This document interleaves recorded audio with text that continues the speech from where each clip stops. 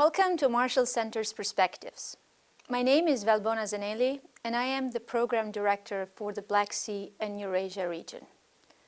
Marshall Center Perspectives is an interview with key decision makers and newsmakers who are here at the Marshall Center supporting one of our many programs.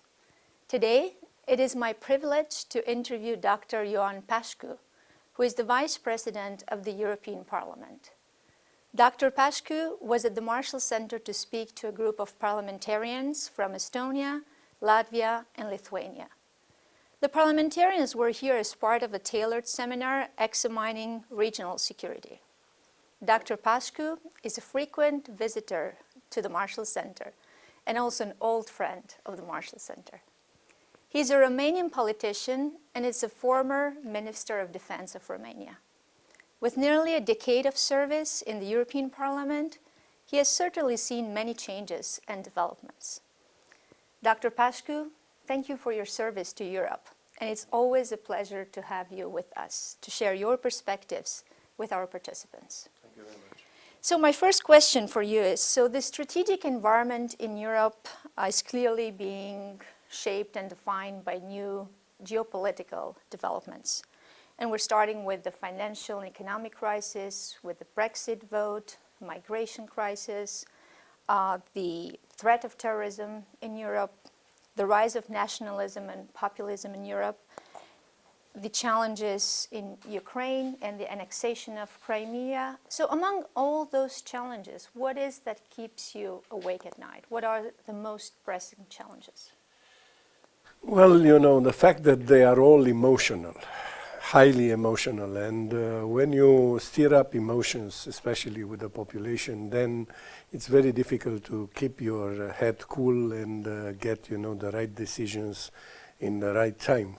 So I believe, you know, that this is actually the problem which is to be dealt with.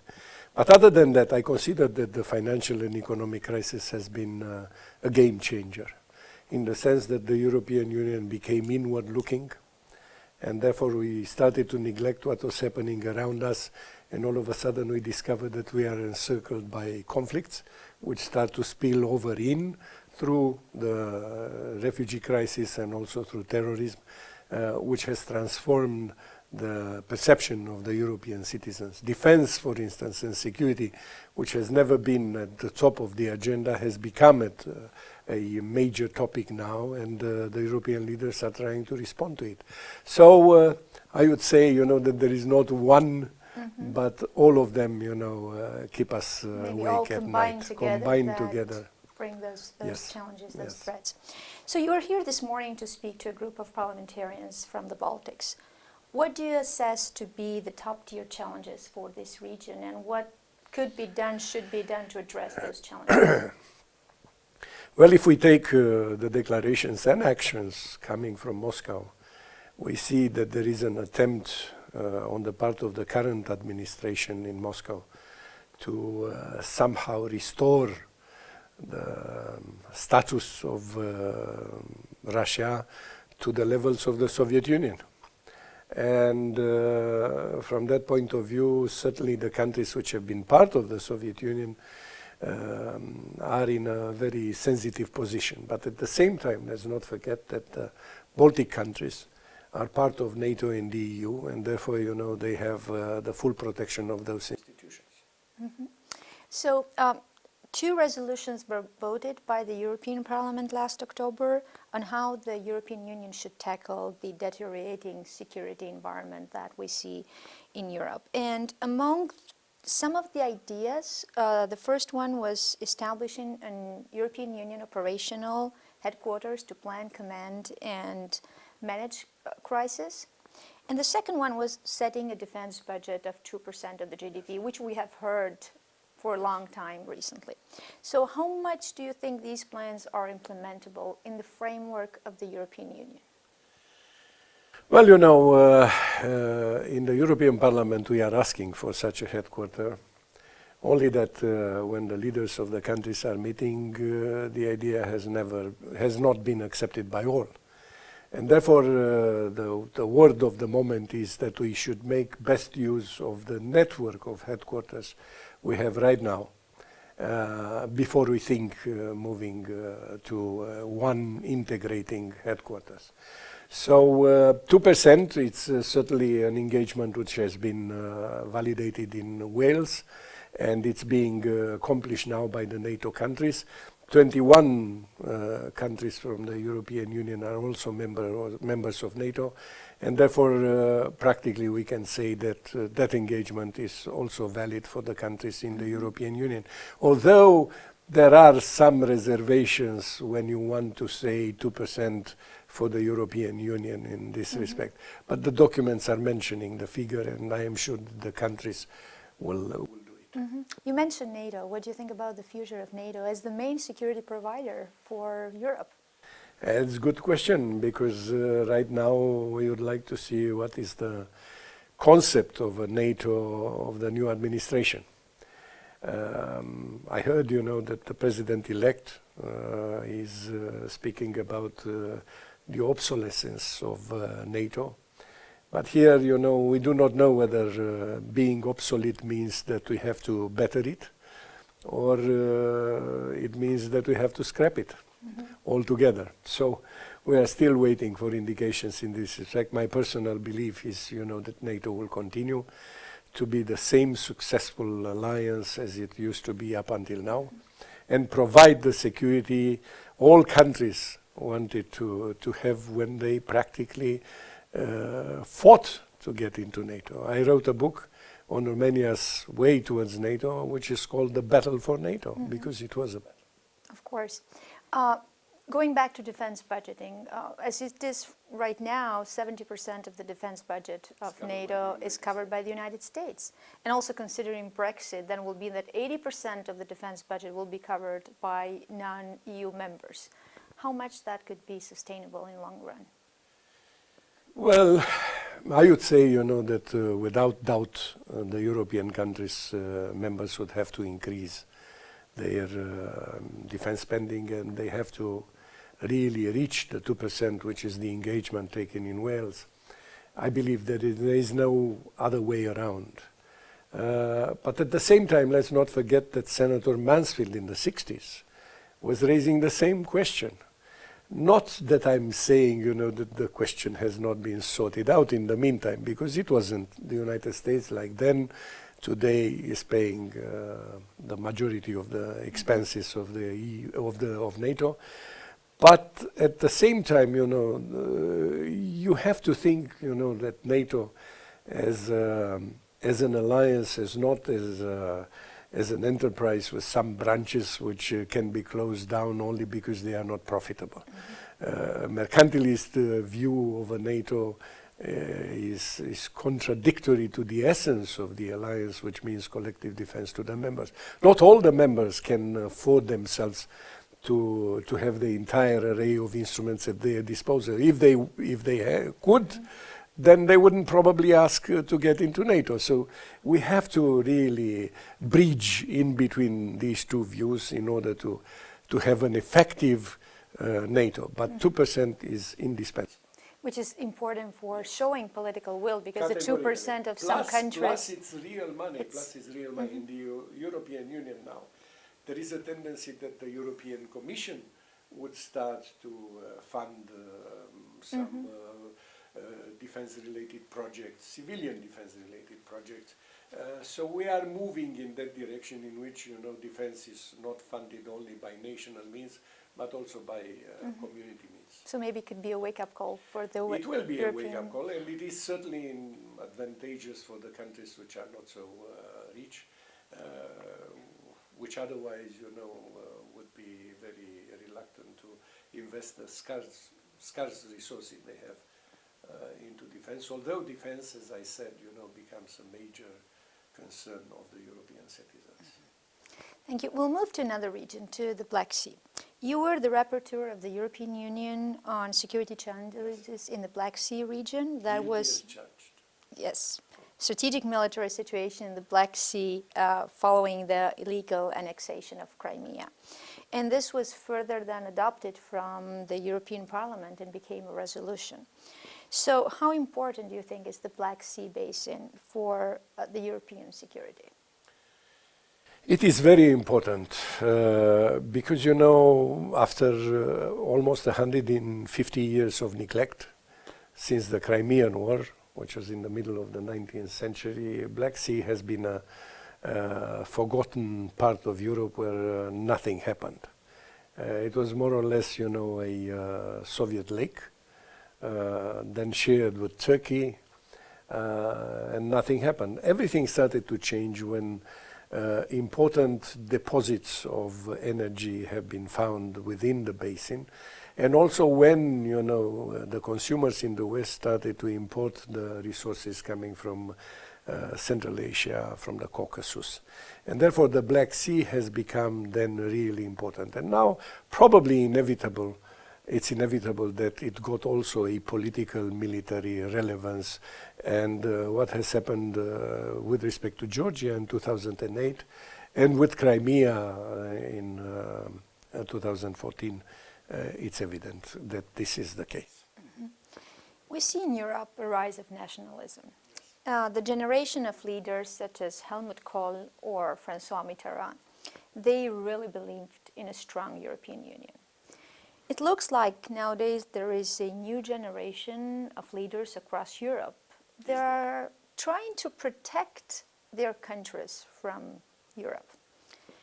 Do you think this trend will continue? What we are going to see in the future? What the future of the European Union will look like?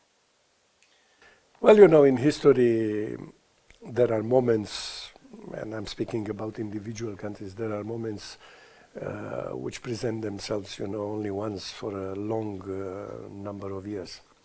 You have to have the generation which is aware and which has the courage to act and take advantage of that opportunity which is presenting itself.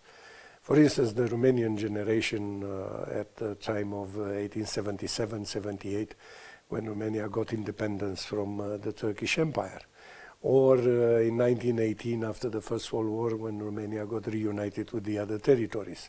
So these are achievements which were possible because the opportunity offered was valued by a generation of leaders which were aware and courageous enough to do it. It happens sometimes, you know, that there are big events, important opportunities, and the generation of leaders is not top quality. It's not ready maybe to front. And then, you know, and then you either really lose the opportunity, miss the opportunity, but I think, you know, that even in that case, you have to really elevate yourself at the level of the moment. Even if you cannot do that, you have to to overcome all the handicaps you have and try to raise at the level of the challenge.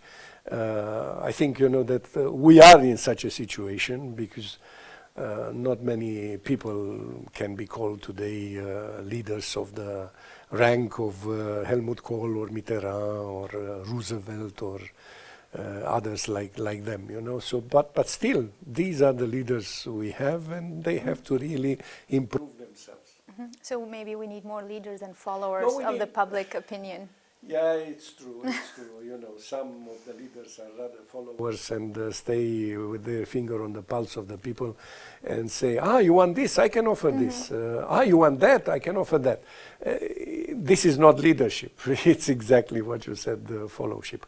But still, you know, look at what happens with defense. Defense has been, and defense budgets have been slashed continuously all these years in the European Union, and all of a sudden when defense has become a major concern of the European citizens, the leaders have reacted immediately, which demonstrates that they are capable of elevating themselves at the level of the expectations. And this is what people are expecting. Hopefully. Hopefully. One of the most significant events in 2016 was the Brexit decision of the UK. Do you think other EU nations will follow this path? And how strong and resilient is the European Union without United Kingdom? Well, in a way, certainly the fact that Britain has decided to step out has been a blow to the European Union. But at the same time, it encouraged the countries to close ranks, try to see what went wrong, and try to improve. So I would say, that this is, shall we say, the positive part of a negative development. Secondly, I would say not all countries, not all the countries in Europe, members of the European Union, are Great Britain.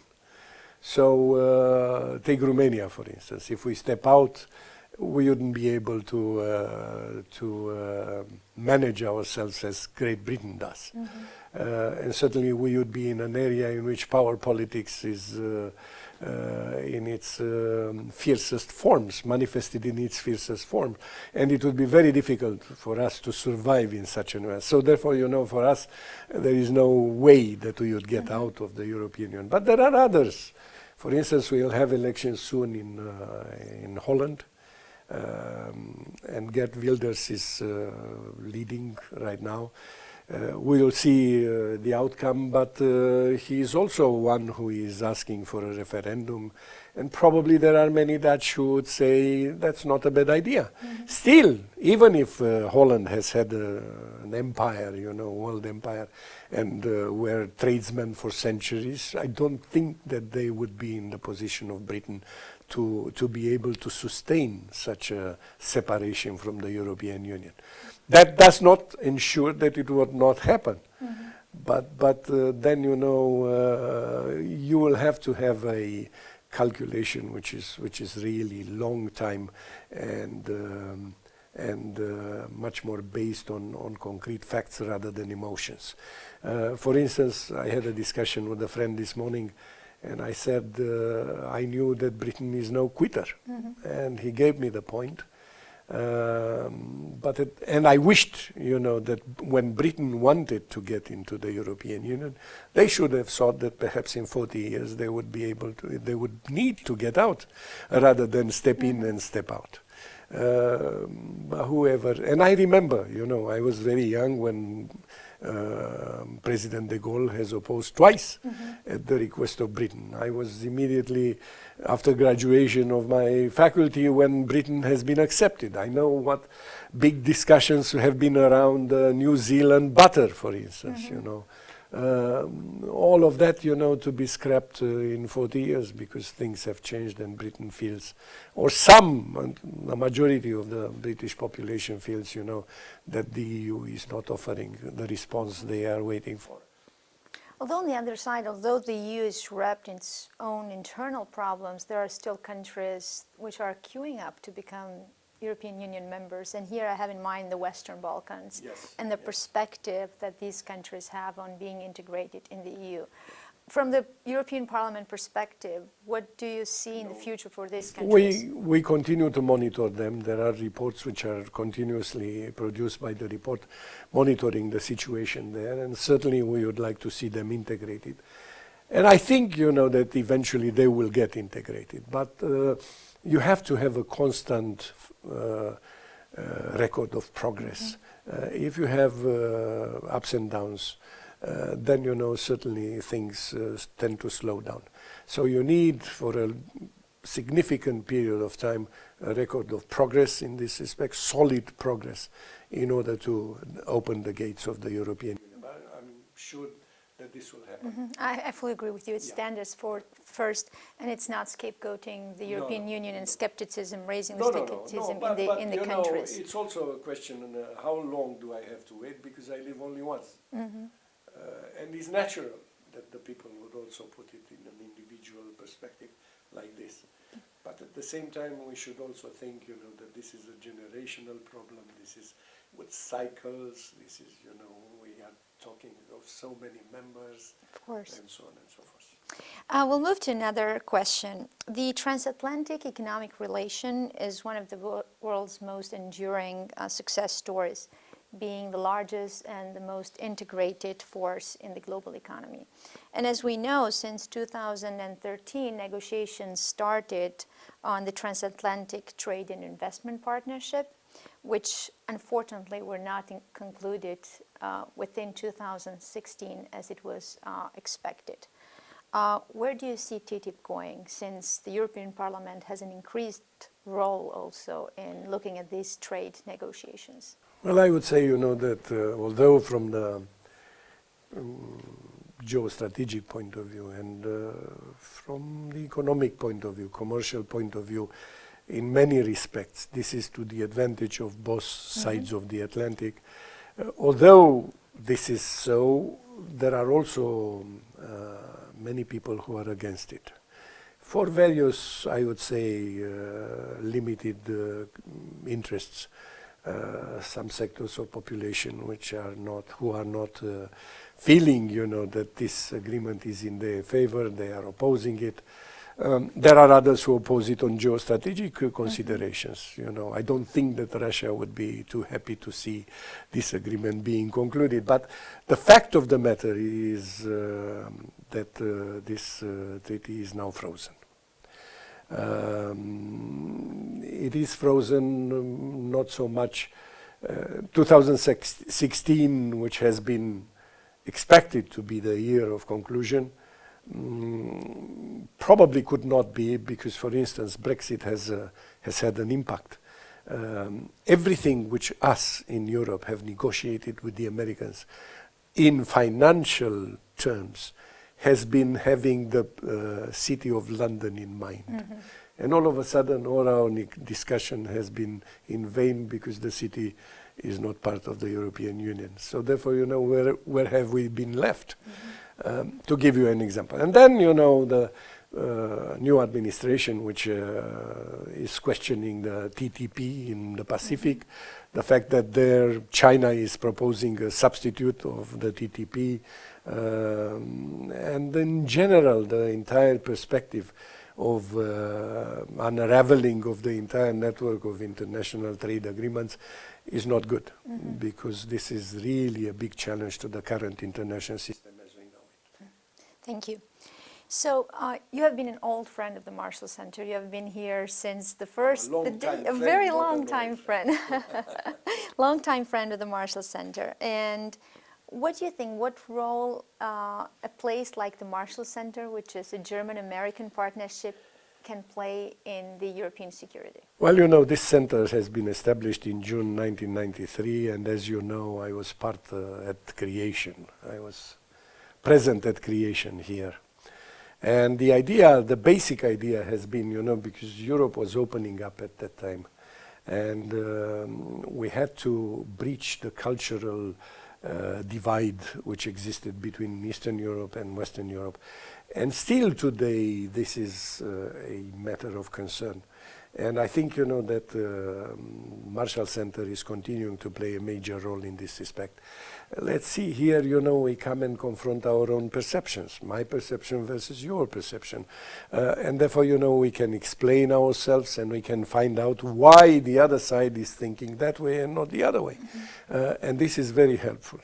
Plus the fact that you have an array of lectures which really open up the horizon of the participants. So I think, that the rationale of the Marshall Center is still solid, and I hope to be able to be invited. Thank you very much for your kind words. So our time has come to an end. I would like to thank you very much for taking time to be with us today here at the Marshall Center and answer to some of our questions. And we hope to see you soon back at the Marshall Center to speak at our participants who love your lectures and discussions with you. Thank you very much. Thank you. For Marshall Center Perspectives, I am Valbona Zeneli.